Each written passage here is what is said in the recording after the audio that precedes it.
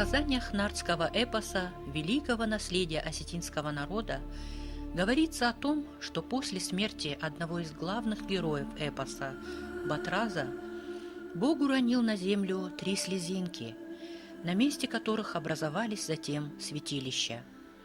По преданию, возникли они в 3 разных ущельях Осетии: святилище Реком в Алагирском, Макалгабрта в Туальском и Таранджелос в Трусовском ущелье.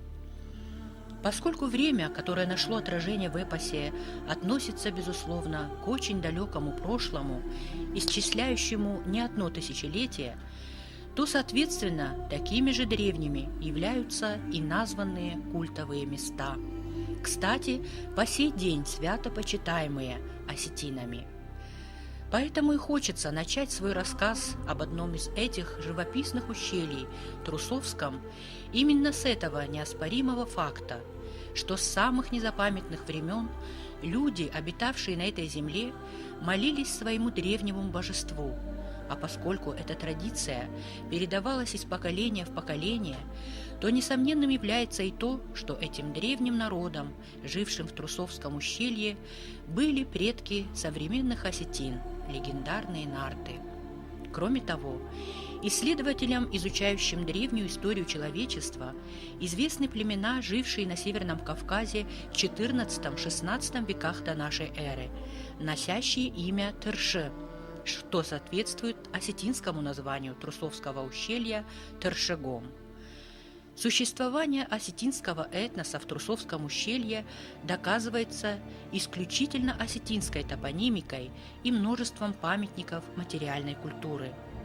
Хотя в ущелье никогда не велись археологические раскопки, но даже судя по надземным строениям, башням, замкам-ганахам, комплексу оборонительных и хозяйственных построек, древним захоронениям, сохранившим в преданиях название Сарсиата-Инганта, можно с уверенностью говорить о наличии здесь культурного наследия единственного народа, издревле жившего в этих местах – осетин и их далеких предков.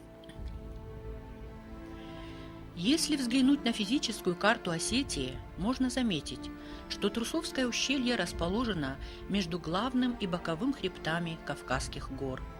Наряду с Мамисонским и Закинским ущельями и Зарамахской котловиной Трусовское ущелье названо известным этнографом Борисом Калоевым Центральной Осетией. По свидетельству античных авторов Геродота, Страбона, Плиния, предки осетин, скифы, пришли сюда через Дарьяльское ущелье в VII веке до нашей эры.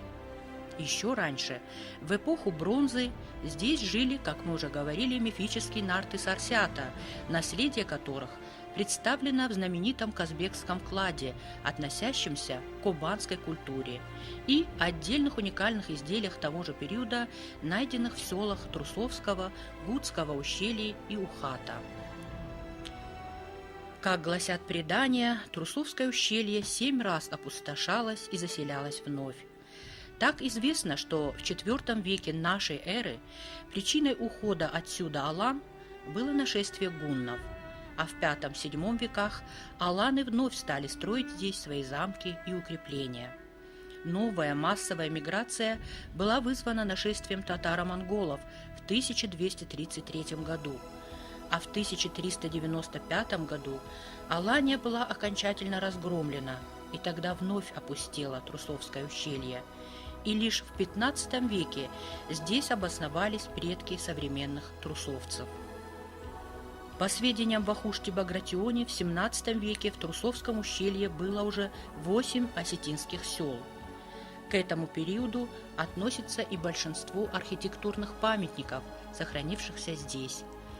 Но есть в некоторых селах и остатки гораздо более древних строений с так называемой циклопической кладкой из обломков скал, без применения раствора, характерных для эпохи нартов-сарсиатов, свидетельствующих о том, что Арваком, Трусовское и соседнее Гудское ущелье являются одним из древнейших и важнейших регионов формирования и расселения предков осетинского народа. Согласно Вахушти Багратионе, эти земли исторически являлись восточной частью Дуалетии, как он называл Центральную Осетию. Древнейшее население принадлежало к туалам, а вся Центральная Осетия, как известно, включает в себя, собственно, Туалгом в Северной Осетии, Урш-Туалта в Южной Осетии и Шау-Туалта в Трусовском и Гудском ущельях. Этноним Шау-Туалта при этом подразумевает высшую степень сакральности данной территории. Этот регион является одним из самых живописных уголков Кавказа. Чистейший воздух, сказочной красоты панорама главного Кавказского хребта, ледниковые вершины Казбека, многочисленные нарзанные источники всегда влекли сюда путешественников. Протяженность Трусовского ущелья 30 километров.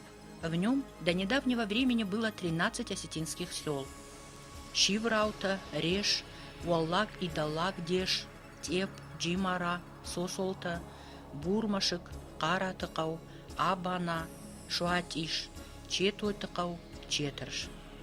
В этих селах отчасти или полностью сохранилось 25 башен и замков ганахов, 15 святилищ и древние захоронения, именуемые Сарсиат-Инганта. Население было представлено в основном выходцами из Даргавского, Мамисонского и Куртатинского ущелий Северной Осетии. С незапамятных времен жили осетины и в соседнем Гудском ущелье, в котором было 11 сел, и Копской котловине, насчитывающей 9 сел.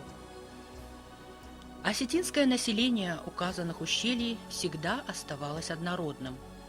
Смешанных браков с грузинами не наблюдалось. Каждый из этих народов жил обособленно, сохраняя собственные традиции и не посягая на земли друг друга в советский период.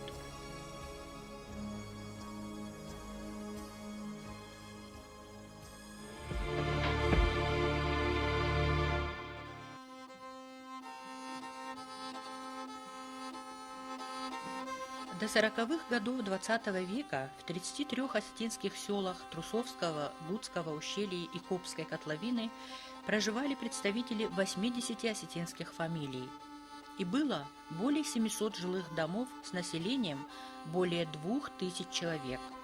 В 1944 году, после известного приказа Сталина, осетинское население из указанных ущелий принудительно заставляли переезжать на равнину, в дома сосланных ингушей.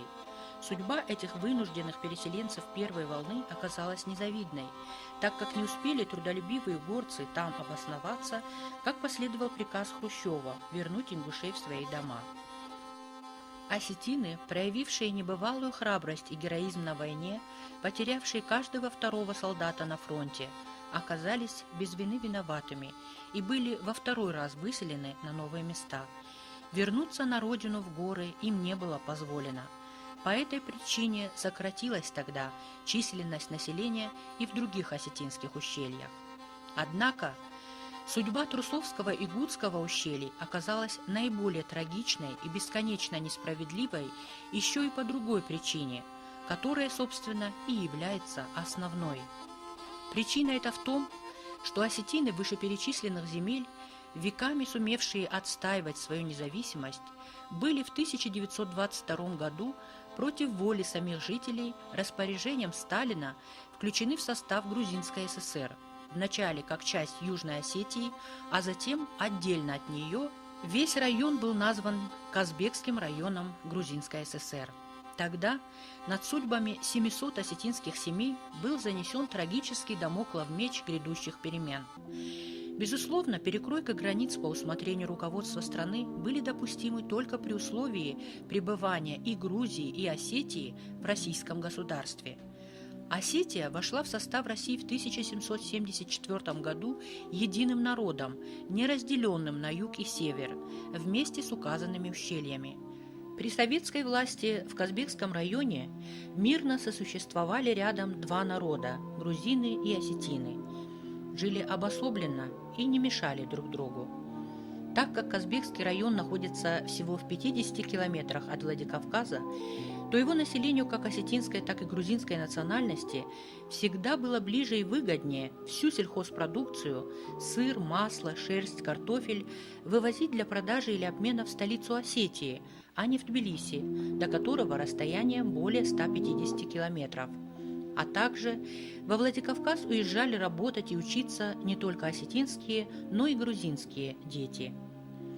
Но когда наступили печально известные 90-е годы и Грузия решила отделиться от России, она при этом прихватила и осетинские ущелья, переданные ей именно российским государством. И с тех пор для осетин, выходцев из Трусовского, Гудского ущелья и Коба, являющихся гражданами России, их родина стала недоступным зарубежьем, попасть на которое они теперь, к сожалению, не все и не всегда могут.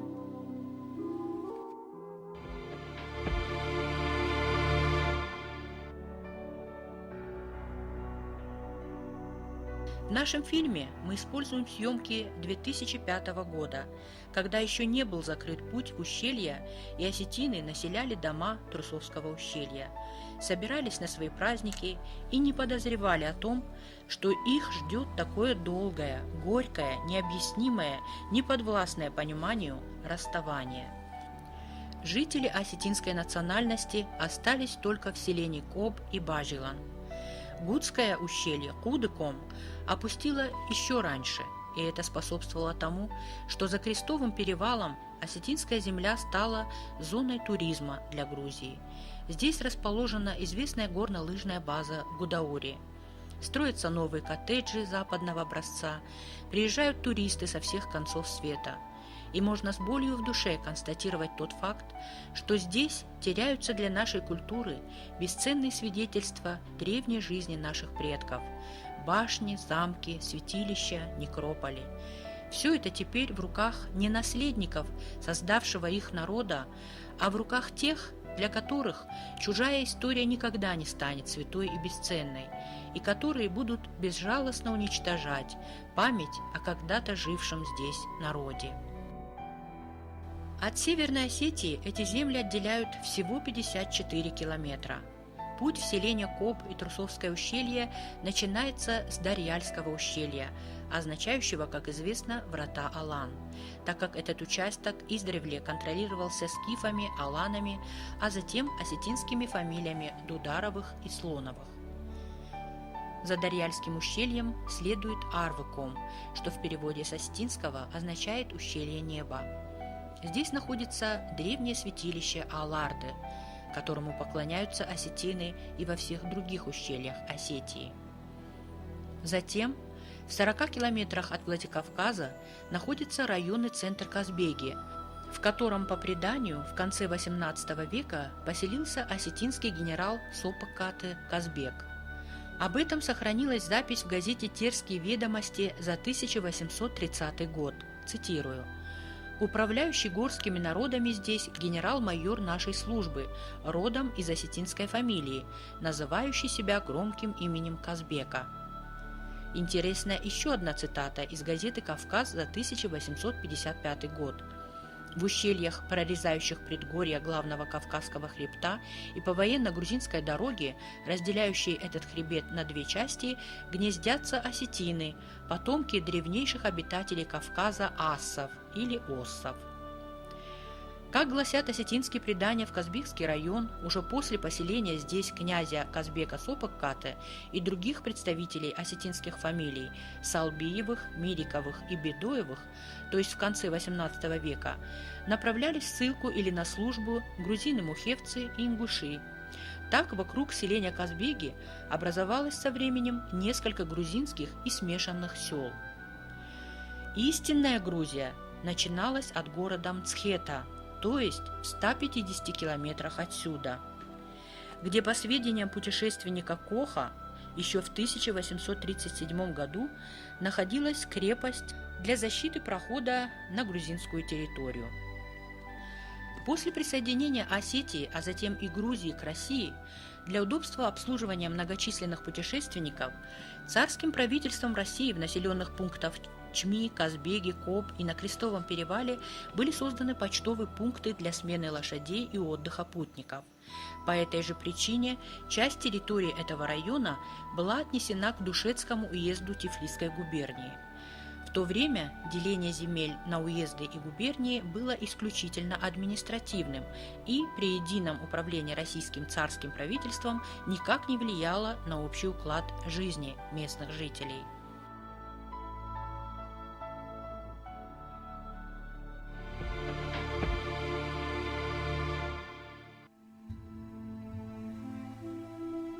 В 15 километрах от Казбеги находится первое современное осетинское селение Коб. Кобская котловина находится на пересечении 4 ущелий – Хевского, Байдарского, Трусовского и Наруандонского. По преданию, первыми здесь поселились Кобловы. Кобл Хитагуров из селения Нар Туальского ущелья, от его имени происходит фамилия Кобловых.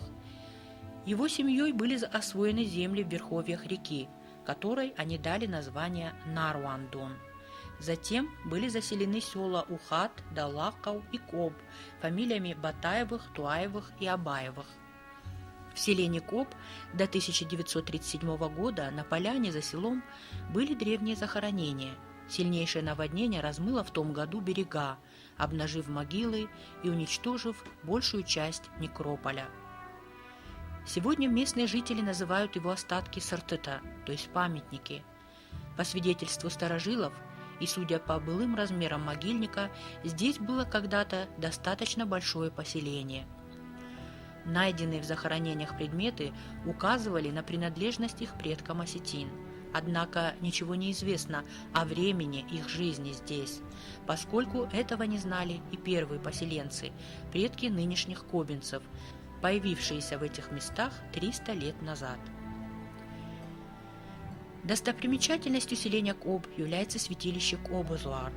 Современное помещение Кувандона было построено в более позднее время в стиле средневековой церкви, но по рассказам старожилов до 1913 года на священной горе сохранялись остатки более древнего сооружения, когда-то представленного 2 круглыми башнями, соединенными аркой. Как гласит предание, арка была взорвана войсками неприятеля, и сегодня от древнего капища сохранились только остатки былых башен. Гордостью селения Коб являлась также школа, построенная жителями-тружениками осетинских сел в советские годы. Инициатором создания этой школы был старший брат прославленного ученого-лингвиста Васу Абаева, родившегося здесь, Семен Иванович Абаев. Эта школа была уникальна даже в масштабах всего Советского Союза. Она называлась «Школа коммунистической молодежи». В ней учились выходцы из всех близлежащих осетинских сел. При школе имелись собственная ферма и земельный участок. Школьники сообща обрабатывали землю, доили коров, то есть существовали как самостоятельное хозяйство. Школа была построена в 1935 году, а ее здание и сегодня привлекает к себе внимание своим величием и красотой. Яркой страницей жизни осетинских сел были годы коллективизации. В начале 30-х годов здесь было 6 колхозов, причем вступали в них добровольно. В этом районе не было раскулаченных и репрессированных, не было социального расслоения, и народ жил очень дружно. Во время Великой Отечественной войны колхозы объединились, и их осталось 3. Только в колхозе Трусовского ущелья было 30 тысяч голов овец, в Кобском 24 тысячи, в Гудском 11 тысяч. К 1953 году поголовье Кобского колхоза выросло до 70 тысяч голов овец, 300 голов крупного рогатого скота. Кроме того, была конеферма. Скотоводство было отгонным. Зимой отары перегонялись в Кизляр. Летом овец доили и изготовляли знаменитый кобинский сыр, за изысканный вкус которого кобинцы и трусовцы неоднократно получали награды и медали, в том числе из рук английской королевы. Безусловной гордостью кобинцев являются также многочисленные нарзанные источники, с помощью которых в советское время здесь излечивались от болезней желудка, печени и легких многочисленные гости, приезжавшие сюда, как на народный курорт, укрепить здоровье со всех равнинных сел Осетии. Всего, по свидетельству краеведов, в Коби, Трусовском и Готском ущельях имеется свыше 40 видов нарзанов, а в селении Четырш течет целая нарзанная река, по химическому составу не уступающая знаменитой минеральной воде Боржоми. На этой реке стояли 7 мельниц, так как вода в ней не замерзала даже студеной зимой. Великолепно бурлящее нарзанное озеро, находящееся в долине Аршиком, которое считается бездонным. А на противоположной от озера стороне ущелья склон горы украшен словно причудливыми розовыми ледниками. Это травертиновые отложения минеральной воды, стекающие с горы и оставляющие эти удивительные по красоте причудливые ступени.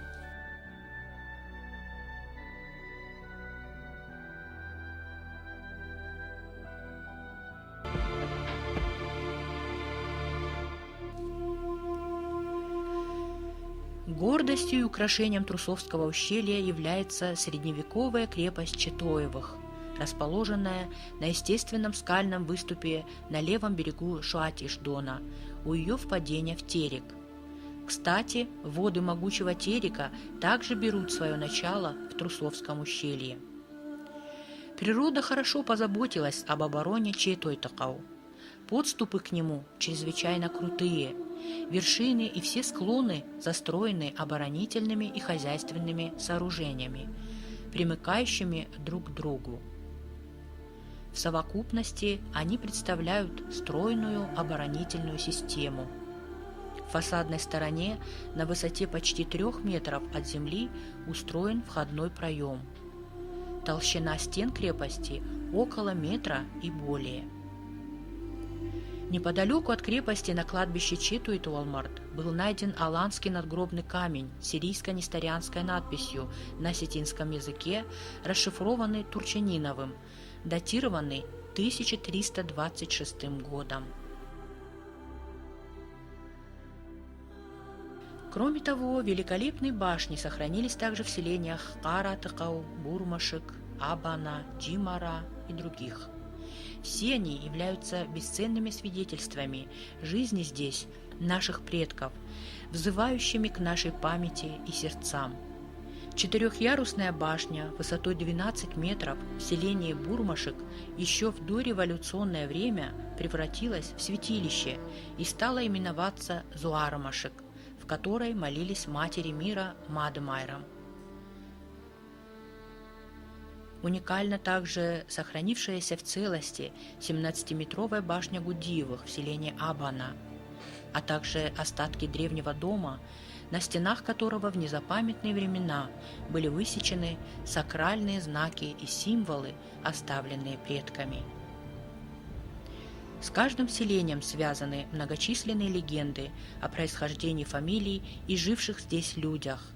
Во всем ущелье кипела жизнь, а населявшие эту землю люди навсегда срослись с ней сердцем и душой. Ведь вовсе не случайно дается земным людям великое, не поддающееся объяснению, магическое и священное чувство любви к родной земле. Ибо только благодаря этому благоговейному чувству и, соответственно, заботливому, бережному отношению народы сберегают все самое ценное и родное для них. Сегодня судьба Трусовского и Гудского ущелья Копской котловины, родины великого лингвиста Васу Абаева, знаменитых осетинских писателей Шейка и Цумака Гадиевых, академика Российской академии естественных наук Тимирбулата Берозова, героя Советского Союза Сергея Коблова, первой женщины-профессора Ольги Туаевой, волнует не только тех, для кого она является их бесценной родиной. Ее положением обеспокоены политики, историки, военные и все те, кому не безразлична судьба России. Хочется верить, что настанет час, и Грузия наконец прозреет, поняв, что лучше и надежнее иметь хорошего соседа, чем непредсказуемого заокеанского покровителя. Россия и Грузия не должны отгораживаться друг от друга. Противоестественно и преступно отбирать у народа самое дорогое – родину. Недопустимо лишать людей доступа в отчие дома, запрещать посещать могилы предков и молиться святым местам. Родина подобна огромному дереву, на котором не сосчитать листьев, и все, что мы делаем доброго, прибавляет ему силу. Но всякое дерево имеет корни. Без корней его повалит даже не сильный ветер. Корни – это то, чем мы жили вчера, 100, 1000 лет назад. Это наша история. Человеку надо знать свои корни. Тогда и воздух, которым он дышит, будет целебен, и земля, на которой стоит, будет дороже всего на свете, и все, что будет выходить из рук его, будет наполнено красотой и мудростью прошлых веков. Каждый из жителей России, Грузии и Осетии должен знать и беречь корни этого огромного, единого древа нашей общей истории и судьбы.